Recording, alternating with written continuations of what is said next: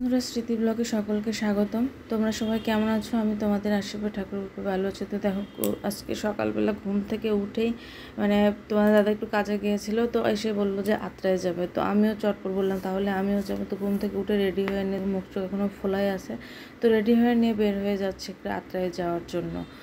মা চলে গেছে আগের দিন, সে তো বললাম গিয়েছিলাম, যে চলে আসলাম বাড়িতে এসে এখন একটু রান্নাবাড়ি করবো, করে একটু কাজ টাজ করে তারপর আবার কিন্তু তাড়াতাড়ি চলে যেতে হবে, যেহেতু তোমার বাড়িতে আত্রাইতে কাজটা তো নিয়ে চলে যাবো আমি। তো চলে আসলাম, দেখো আবার বাড়িতে এসে দেখি কারেন্ট নাই, একটু রেস্ট নিয়ে কাজ শুরু করে দিলাম। দেখো ঘরটার অবস্থা এমন ছিল, কারণ কয়েকদিনটা মানে ডাক্তার ও ডাক্তার দৌড়াদৌড়ি করতে করতে কোনো কিছু পরিষ্কার করা হয়েছিল না।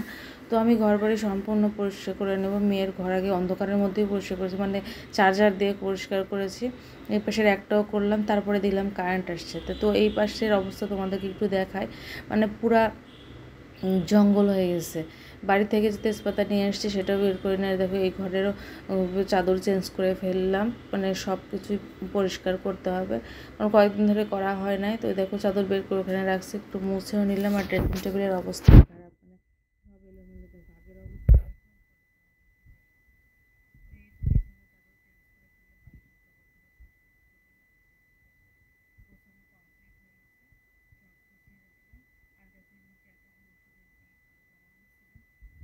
তারপরে ওই যে সব পরিষ্কার করে রান্নাঘরও কিন্তু পরিষ্কার করে নিলাম, নিয়ে তোমাদেরকে দেখিয়ে দিচ্ছি। তারপরে কিন্তু আমি গেলাম স্নানও করতে, কারণ সারাদিন সব পরিষ্কার করে স্নান করা হয়েছিল। তো তারপরে এর মধ্যে লুডুস করলো তোমাদের দাদা, আমিও করলো পাটবার। নিচে দেখো নিরামিষ কড়াইটা এখনও মাজতে পারি নাই। কাজ প্রচুরই থাকে, একটা সংসারে কি ছোটো হোক বড়ো হোক, কাজ থাকেই, প্রচুর কাজ থাকে। তো সেগুলো করতেই অবস্থা খারাপ হয়ে যায়।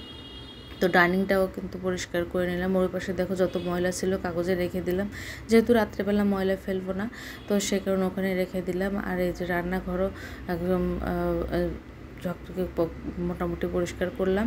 আর এই ঘরের চাদরও চেঞ্জ করে টিভির পাশ দিয়ে এত ময়লা পড়ছিল যে কি বলবো। আর এই যে দেখ লুডুস খেয়েছে, সসটা ওখানে রেখে দিয়েছে, তো সেটা নিয়ে এসে জায়গায় রাখলাম। আর আমাদের ঘরটাও তো গোছানো তো আগেই হয়েছে। আর এই যে দেখো কিছু কাপড়, যত কাপড় মেলানো ছিল দেখলে সেগুলো সব ভিজিয়ে দিলাম, আজ পরের দিন কাচবো। আর কিছু এক বালতি কাপড়কে মানে পরিষ্কার করলাম। তো দেখো সসটা এখন ফ্রিজে রেখে দিব, কারণ আর ওর সসটা প্রায় শেষের পথে, ওটাও আনতে হবে। তো এই দেখো আমি স্নান করে চলে আসলাম তোমাদের সঙ্গে কথা বলার জন্য। খাওয়া দাওয়া বলতে তো লুডুসও খাইলাম, আর কিছু খাবো না।